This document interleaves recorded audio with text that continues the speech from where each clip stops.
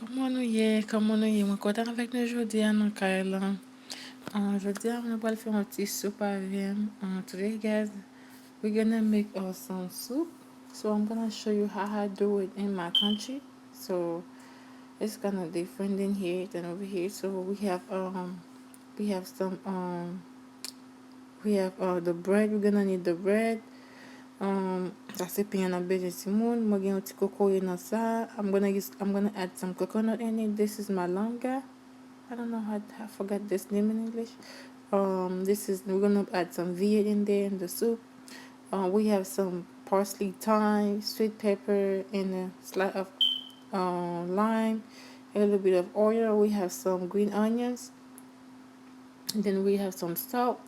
And then don't forget I have my grenade piece in the back. Feel free to use it if you have it on hands, but you can always add your dry spice. It's okay. So usually we make that. So where I'm from, we usually make that soup when we like this is the meat that I'm gonna add in it. That's chicken. It's already cooked, so I don't have to do anything. Once the soup is ready, I'm just gonna add it in there and that's it. So how we usually make that, like if you're sick, if you feel weak, like for instance, if somebody really sick, they can eat like strong food, we can make that soup. Like if somebody just give birth, they lose blood and stuff, we can do that. So and we usually eat that as a breakfast. So now I'm adding the green onions.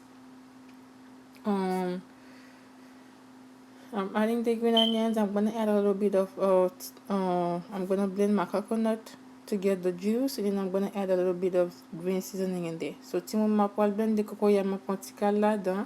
Mbap met tout kokoya sa nan soup lan.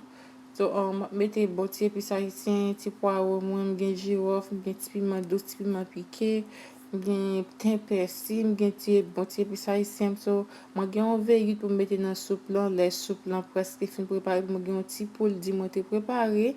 Restante rete mwen di kou nou wat, mwen just mette lan ti soup lan. Ti soup so ka fè sou kon ti moun ki malade bouchi pa gros. Si ou même tou malade bouchi pa gros, pa ka manger gros bagay. Si son tou faible tou, mette ti épinard la dan. Mwen gen épinard tou ki nou plat la, mwen mette épinard la. Now I'm adding the spinach, guys. So ou ka mette ti épinard la dan, ou ka mette ti bagay pou bo force, paske ti bagay sa yo bo force, et puis après tout sou son moun ki fè vo ka pon V8, nat V8 on vite mal ou débouché, ou mette ou malta, ou mette lait, ou mette one show ou boire la vraiment bon fou. So aujourd'hui ça pression qu'on nous quand c'est pour lier là où sont ton bagay pas bon là-dedans, vous que connaît qui ça qui cause, ou connaît so pas dormir, si travail dans nuit, t'as aussi manger mal manger. Mes amis, prends soin tête non, so gen ba ou tout ouais, quand t'es gens pas bon ou elle de le faible. Ou ka préparer ti soup ça pour les mettre malanga, moment ça noté là c'est malanga, pas de connait te dire en anglais, fait pas de di mon pas connait. So nous mettre malanga, mettre patate, gim di kon mettre ti boy, gim kon mettre pied pour là dans préparer pied pour là qui vide là dans dame qui te dit on se met vraiment que dit te fait vraiment bon beaucoup essayer mais connaît le bon parce que si bijan pied pour le kon go banane, so on connaît le cargo le soup là. Mais moi un petit pour le dire moi te trempé. So ça c'est girafe ma piqué dans piment douce minutes là. Guys, this is the gloves. I'm gonna poke it inside the sweet pepper, add it in there just for taste. So ou ka fè ça tout, li vraiment bon. So ça me fait la man couvre moi quitter le tout fait, et elle fin même de tout fait li m'bal vider on bal tremper en rachel mettre dans de l'eau pour li ka soak, et then m'a vider là dans le livre faire l'embouillir à tout vivio.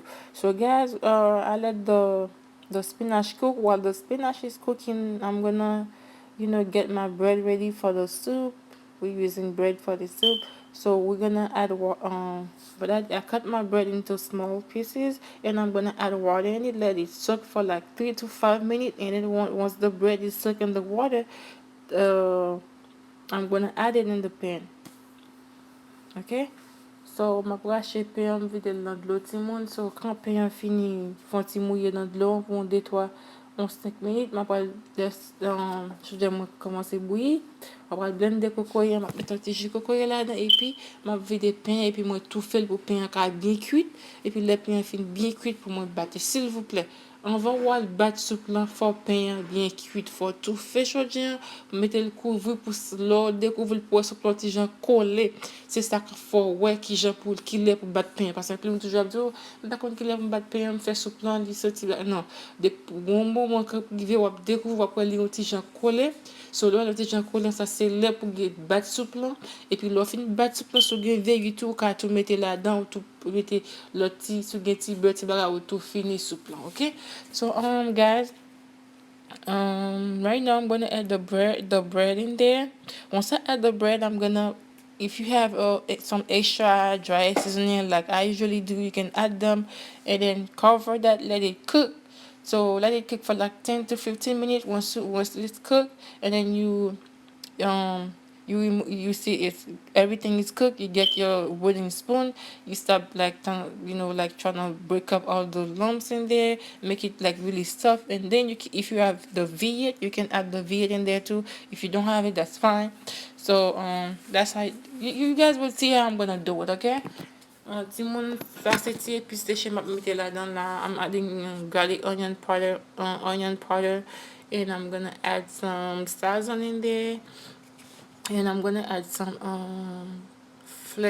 pepper flakes in there too. And I think this is paprika I'm adding in there. Yeah, no, the one that I just add before. So, sou gen bon epis haisyon ti moun, pa vraiment besoin mettre ti epis seche ça, but moi gen yo là. Moi toujours accompagné avec moi mettre là dans sens moi pas manger maggi parce que tout le monde connaît si vous n'en famille longtemps ou bien fait venir dans famille, moi pas manger maggi. Pour des raisons ce qui pas vraiment personnel, c'est parce que maggi gen MSG là-dedans. Pourquoi les bagages sans que glutamate de soudium, mon bagage comme ça, qui pas bon pour santé, les carbo cancer, les carbo cancer dans la tête, les carbo cancer dans la tête, les carbo cancer. So, on vraiment pas use Maggi même, OK? Et ça fait n'importe moi user puisque les sazon, I don't know like that. But c'est sazon. So, toujours monter dans bocal gen ti petit gen gros puis ou ça mon tout sous besoin ou ka joindre puis ça donc là ou pour ka battre soupe là ouais janvier ou pour ka battre li so sous c'est monde qui mange piment ou ka retirer piment moi même m'a fait c'est pour moi m'a fait ça c'est une faible sur moi manger piment me quitter piment à la fin le bras le battre m'a retirer piment normalement pas craser parce que ti viande en ti pour de me tremper avec bon ti acide ti piment pas venir mettre là-dedans pour trop piquer ti OK so je dis nous ça leur fait manger encore si ou pas manger piment ou gen moun la pas manger piment ou gen ti moun petit pour bailler dans manger qui pas manger piment. S'il vous plaît, pas mettre piment. Si vous trouvez viande avec un petit piment, pas mettre piment pour le bouillir écraser et puis pour manger, pas piquer et puis pour petit moun ou bien moun pour le balayer pas à manger, OK? C'est aussi pour moun qui m'a faire petit soupe là, c'est le pas même bon, ou pas tant même pour le bal piment et puis pour piment aller faire le smack mon pas bien. Ce qu'on a là, c'est moins fin cuit petit moun. Ma bat soupe nan konya et puis pendant ma bat soupe nan m'pral point vérité pour me déboucher de ma vidéo là dans ça veut dire soupe moi déjà après là tout le monde depuis vérité là est vidé, OK, ou est en bat soupe ou est un bon petit goût de coco il a bien cuit là dans l'air tout fait là mais ça c'est pas c'est vraiment bon, OK, ce konya là moi pour aller pendant viande moi que sur côté pour dire qui était bien préparé bien qui bon épice ouf vraiment bon pour aller juste vider comme ma filmé de vérité là puis pour aller vider là dedans guys. So guys what I just did I just add the V8. If you don't drink V8 you don't have to add it. And then I have some chicken that already cooked prepared and I'm gonna just add it in my soup. Guys, if you never tried this Haitian dish, you need to try that. This is so good. If you're sick, you're weak, you have fever, you have sore throat, like you can't eat heavy stuff, you weak, this will help you a lot. And if you someone that anemic, you can add the spinach in there, you put the V8, and this will help you a lot. And then you after that you make some carrot juice, beet juice. This will help you a lot, guys. Pas grand yon bote chanel lan la qui pas utile, qui pas bon pour santé. C'est ti soupe là qui prépare ti moun, di ti pomme de terre là dans ti malanga. C'est carotte moi te oublié mettre. So moi te oublié mettre carotte, Baby, m'a fait pour lever, voilà les dans vidéo que je ne pas recorder encore, je me t'al prendre. Ça sont petit citron pour gentil acide tout petit petit supplément qui vient dans te gâteau gain acide, moi je vais mettre un petit acide tout petit là-dedans. So so plan déjà préparé mes amis, il est déjà prêt. C'est celle ça me faire là, je sais pas. Guys, the soup is ready now. What I have to do now is get a bowl, serve it. So this is very easy, as you can see, easy dish. It's not gonna take you more than 20-30 minutes to make, and it will taste good. Um, so Timon, ça c'est be quiet. Ça c'est ça c'est soupe là, mes amis, je vais le mettre dans le bol, je vais le préparer. Ok, don't baby. Je vais le séparer, nous allons le garder, nous allons le mettre dans un petit bol. So, je souhaite si vous pouvez abonner à la chaîne, ça, merci à tout le monde qui prend regarder la vidéo ça et qui t'a regardé, moi bien content. So, je souhaite nous abonner si vous pouvez abonner puis faites tirer cette mes amis, pas négliger tête non, ok? Malé, je souhaite nous voir dans l'autre vidéo pour nous faire une autre belle recipe encore, guys. I hope you guys make the recipe. I'll see you in the next video, okay? I hope you guys have a nice night. Have a great day. Bye bye.